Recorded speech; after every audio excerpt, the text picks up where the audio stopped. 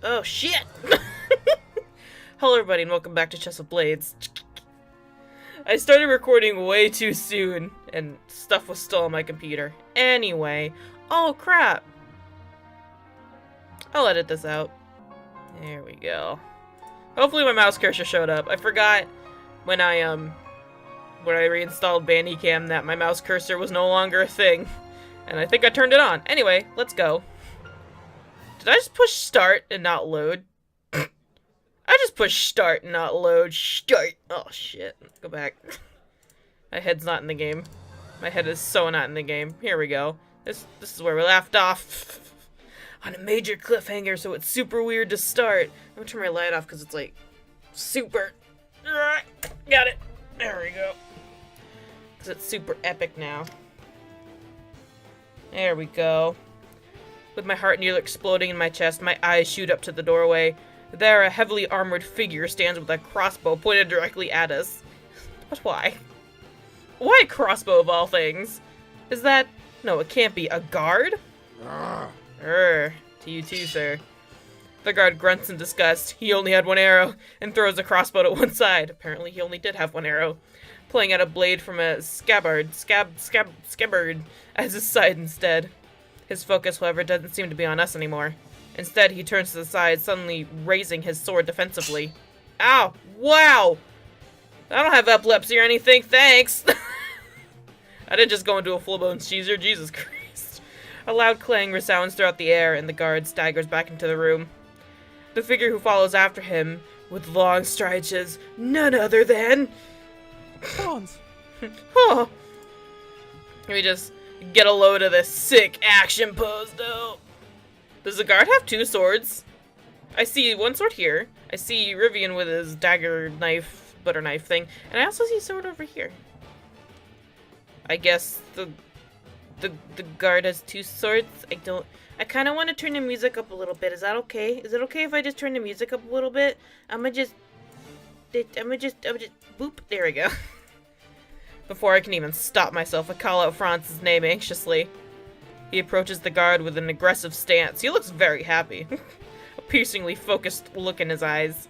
In one hand, Franz holds a long, elegant sword. Wait, what? What am I... Oh, this is Franz's sword! Okay, I get it now. Long, elegant sword, while his other grips a dagger. The two blades' pointed edge gleam with lethal sharpness. Celeste backs into a corner, staring at Franz with wide eyes. She looks like she recognizes him. Well, she would, wouldn't she? Silas said Franz was watching her at the party. Silas. She said, that said Silas, right? Oh, right, Silas!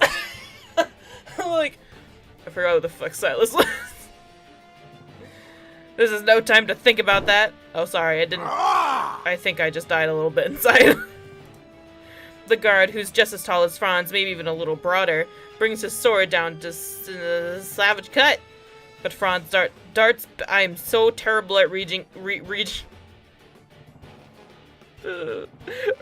action scenes, cause the music's like, you gotta go fast, you gotta go fast. Sonic's like leaning over my shoulder, just keeps repeating that in my ear, and I'm like, I can't. I gotta read slowly, even though it's an action scene. I just can't, man. But Franz darts back, there we go, moving surprisingly quickly, unlike my reading. Then as the guard recovers, Franz dashes back in, swiping at the man's exposed neck. Please don't kill him. Oh, there we go, we got the full picture now. That's dope. I wouldn't be able to wield the sword in my left hand, that I'm just gonna say. Barely managing to block in time, the guard uses his bulky strength to savagely chop forward. Only to be parried with a fast side swipe of Franz's dagger. It's clear that Franz is the quicker man, but he's got none of the guard's armor, and his blades won't pierce anything but the weak spots. I can dance all night, you know. Better give up while you can, or we'll bore our lovely audience. Yeah, I'm already bored. Like, why though? They trade blows back and forth, increasing speed. The guard's movements resembling a field soldier, while Franz looks like a court-trained fencer, elegant and swift. He brought a fencing sword. Desperately looking around for a way to help, my eyes fall upon a heavy-looking candlestick lying nearby. I grab a hold of it with both hands. Oh, Rivian, don't. Hefting its sturdy weight, ugh, and focus my gaze on the guard's back. Take this, you fat metal can! I'ma recycle you! With all my strength, I hurl the candlestick toward the armored man. It slams into his flank with an awful mix of thud and clang, sending him staggering off balance. That hurt, didn't it? Franz doesn't hesitate for a moment, dashing forward to plant his boot on the guard's knee. Surely enough, our attacker goes tumbling to the floor, landing head first against a heavy crate. That's got to hurt a little. You did good, Rivian. I can't help but wince at the guard's head, as the guard's head lolls. I want to say lolly for some reason. To one side, the fall likely knocking him completely unconscious. I did it, babe. Are you proud of me? I beat him. After sheathing his two blades and the scabbards attached to his... Sorry, I just like saying it that way. To his belt, Franz lowers down onto one knee in front of the man's limp form, yanking his helmet off. Shit, what do they say in Scooby-Doo when they take the mask off like one of the evil people? Crap. I can't remember. The guard's revealed face resembles that of a mercenary more than anything, with a savage scar across one eye and a broken-looking nose and lips permanently curled into a cruel expression. Why did a guard attack us? Are we wanted criminals? Wouldn't you know if you were? Celeste's it's so weird. Celeste's trembling voice comes from where she's still huddled in the corner, biting her lip nervously. I'm a little shaken up too, although an unusual sense of exhilaration permeates me as much as anything else. I'd wager that this is no god. He's a wolf in sheep's clothing, using the armor to try and hide his identity. So good. I'm sure Glasses will love to have a little chat with him in the dungeons. I almost feel sorry for this poor fool. It would have really sucked if you killed him, considering you went for the neck. I study the guard's shape curiously, in my mind fleeting to the words Celeste was telling me just minutes ago. Celeste, could this man be one of the figures you saw last night in the bushes? Imagine that. She blinks at my words, cautiously examining the unconscious man while stepping closer. I think he's the same one. If he was wearing that armor, then that explains why he looks so bulky. It seems he wanted to get rid of both of you at once. I bet he was with afraid one you were getting fucking close arrow? to Are you figuring things serious? out. Okay, I doubt he had one arrow and he just threw it to the side because Franz was fighting him. But I really like thinking that it's just all what was going through his mind was one shot, one kill. No, one shot, two kills, not even close. I breathe a silent sigh of relief at knowing our attacker will be safely locked up for now, yet a sense of uneasiness continues to tingle down my spine. But Celeste saw two people together last night. There must still be another murderer out there. One clever enough to not get so easily caught like this bastard. What an idiot, though. A grim silence follows my words, along with a foreboding cloud that weighs heavily in the air. Rather than feeling safe, I can't help but dread the idea that the second murderer is going to target us even more now that we've captured their co-conspirator. I'm out of breath. After a few long, tense moments, Franz finally pulls himself back up to his feet, grabbing the guard beneath his arms. Let's go leave this unpleasant fellow in Sir Four Eyes' tender care, shall we? Tender. Hold on a moment. I want to know why you were spying on Rivian and me first. What do you think? This is so suspicious. We're in a closet.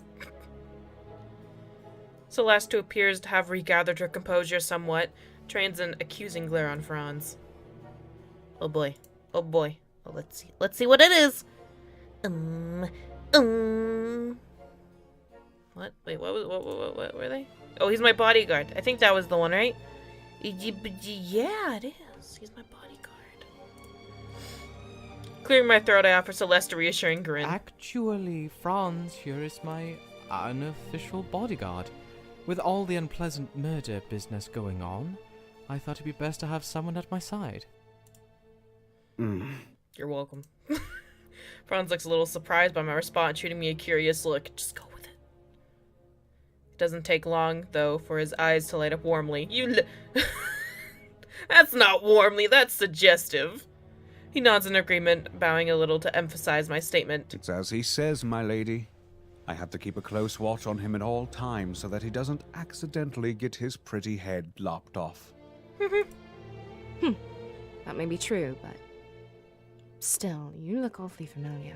I could have sworn I'd seen you somewhere else before. Honestly, I don't know. As Celeste studied Franz suspiciously, I realize she doesn't fully recognize his identity. But if she's an ambassador's daughter, ambassador's daughter, and he's part of the proof, and oh God, kill me. Someone kill me. I can't read. Someone do it for me. Just, you know what? I'm gonna sit here silently and you can all just read yourself. How about that? Here we go. New thing on the channel. I'll click for you, and that's all you gotta do. Just read it yourself. Ready? Go.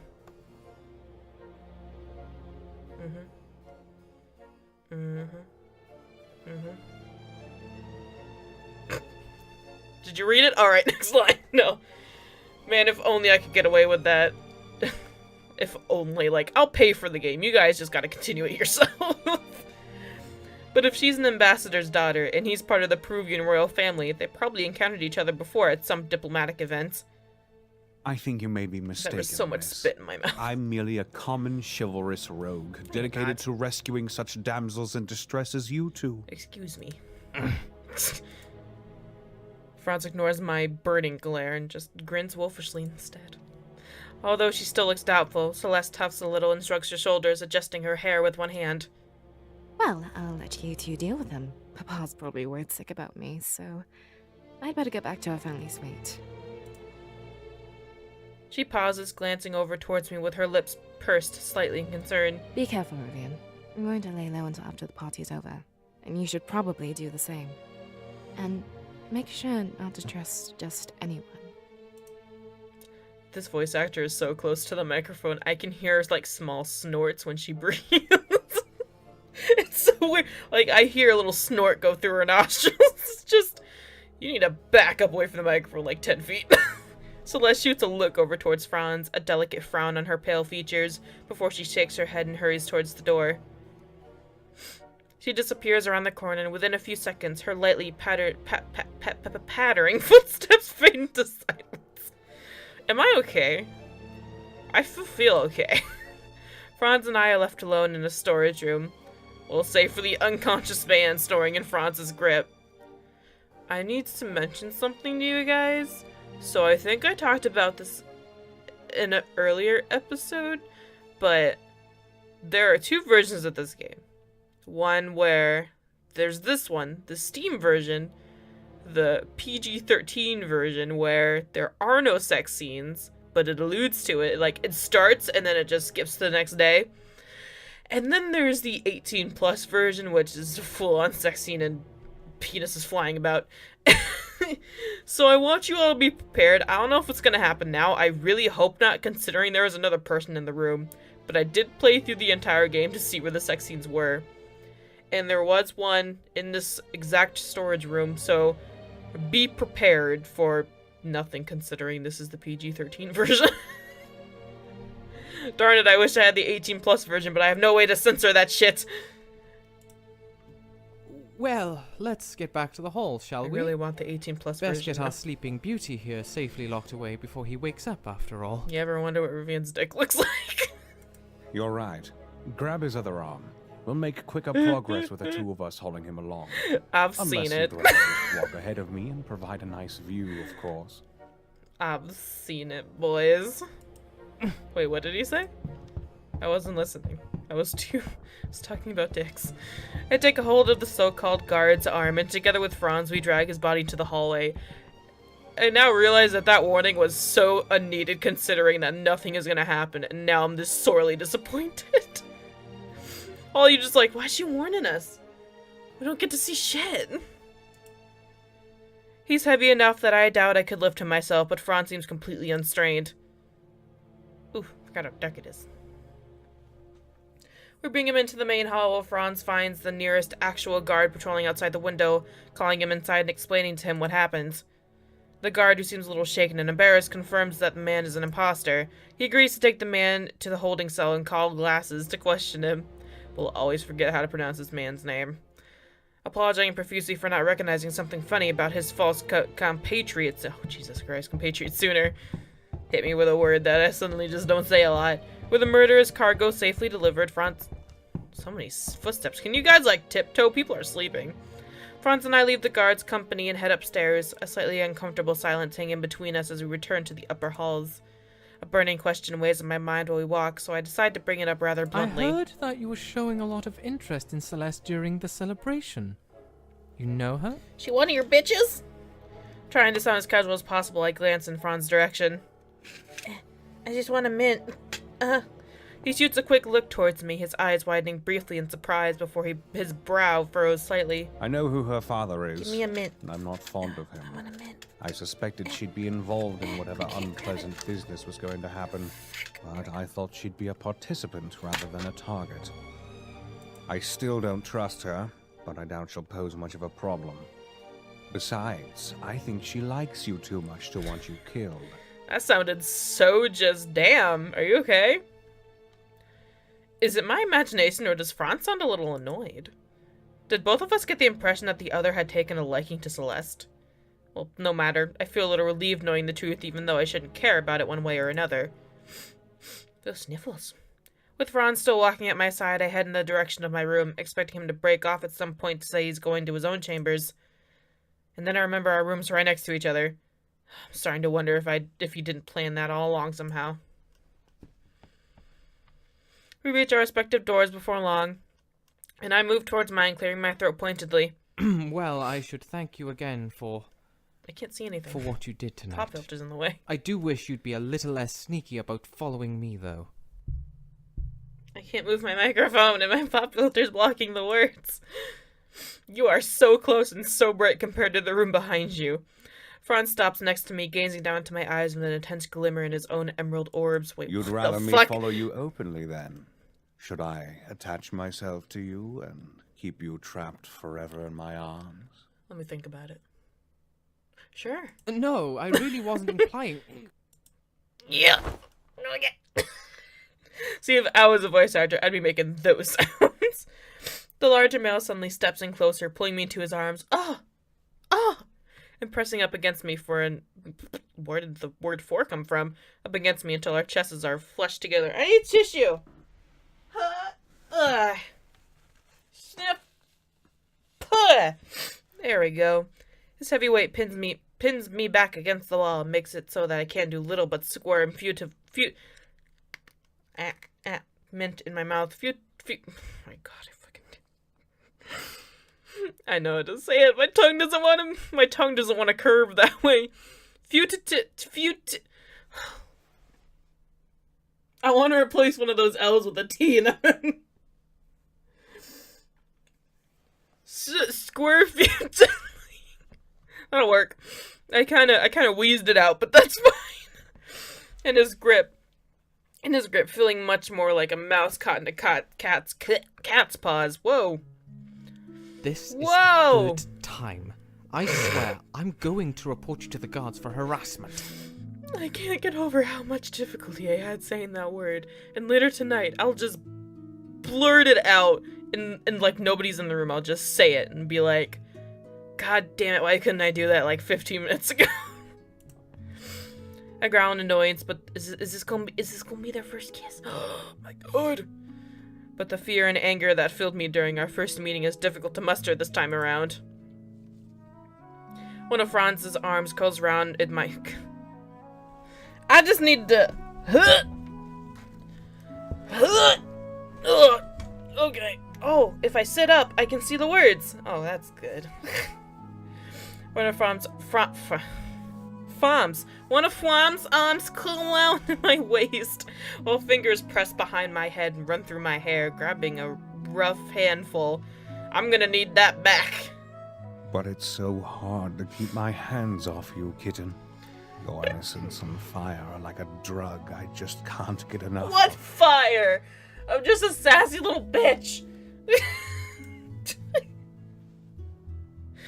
Oh, he presses closer, leaning in towards do it, my neck. The hand at my hair pulls my head back slightly, exposing my throat where Franz presses his lips to my skin hotly. Oof, oof, oof. Oh, wow. I just realized this is my first time reading a yaoi scene, like a really romantic one. It's my first time. Oh my gosh, I'm so excited. I don't think I can control myself. Letting out a warm exhale that rolls off my flesh. Whoo! It's getting hot in here.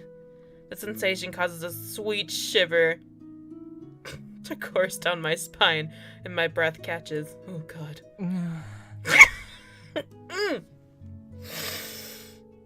Yeah. You're fine, May. You're fine. Pretend Rivian's a girl. He's close enough to one. I don't know. I don't know why it's different. It just is.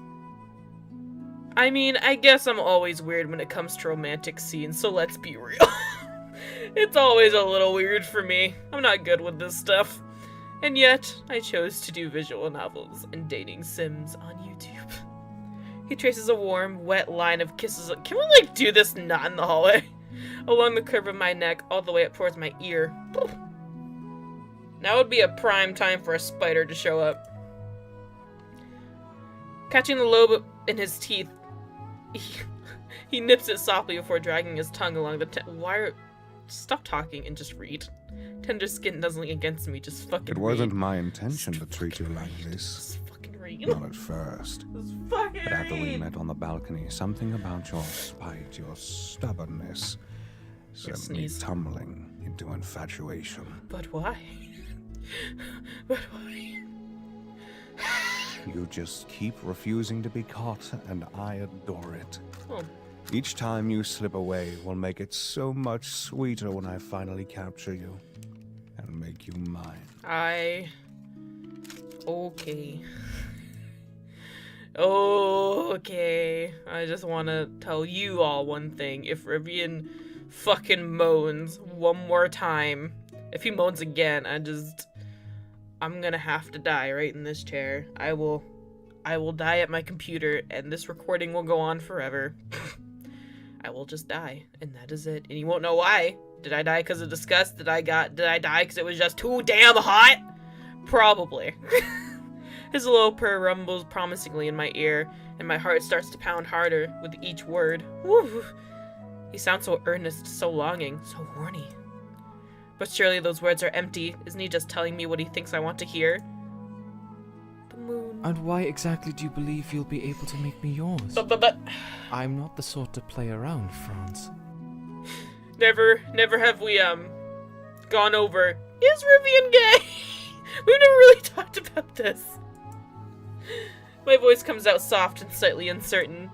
I can only pray to the gods that no one decides to walk down the hallway at this moment or listening from behind the door. I think I'd die of shame.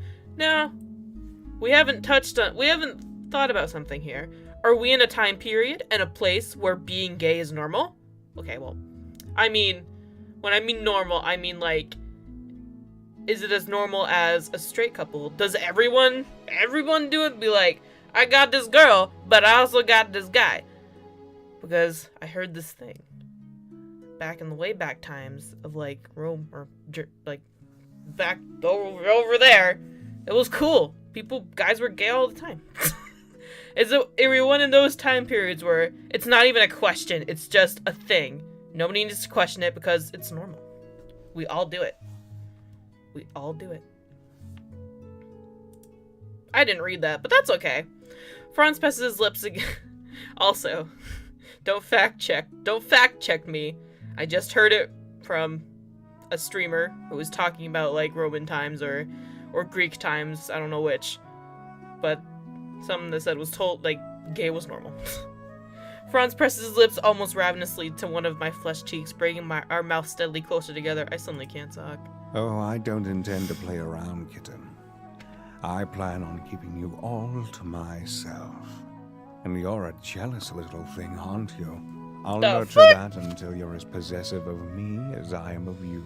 What is going on? How does he know I'm jealous? Of what? It's not my fault. I'm unused.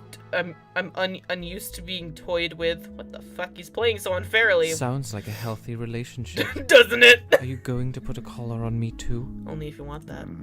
You're already wanting to be my little pet, are you? That can be arranged. I had no idea you were into such naughty things. Yeah. Yay! They did it! It's their official first kiss. Not their official first butt grabbing, but their official first kiss. Before I can so much as mutter out a retort, Franz uses his grip on my hair to abruptly press my head forward. I don't think that's how that works. Smashing our lips together. Woof! In a hungry kiss, hard enough to almost hurt. The climax of passionate buildup that makes me tremble a little in his arms. Oh boy. Oh boy. The resistance leaves me, and I press back against Franz a little bit, parting my lips to let his tongue press into my mouth and dance with my own. I love when people describe fucking tonguing as dancing. Our tongues are dancing in a sea of saliva. his heaty taste and scent, one of mingled sweetness and spices, flood my senses and makes me feel a little dazed. Oh, God. How did this happen again? I just read the first line, but I really don't want to read it out loud. I'll read this. I'll read this real good. Not even an interruption. Are you guys ready?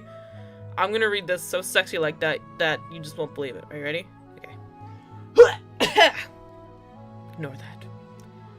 He presses his thigh in between my legs, entwining us together as he greedily claims my lips with long, wet kisses, hot enough to make my whole body feel particularly on fire. I'm gonna die.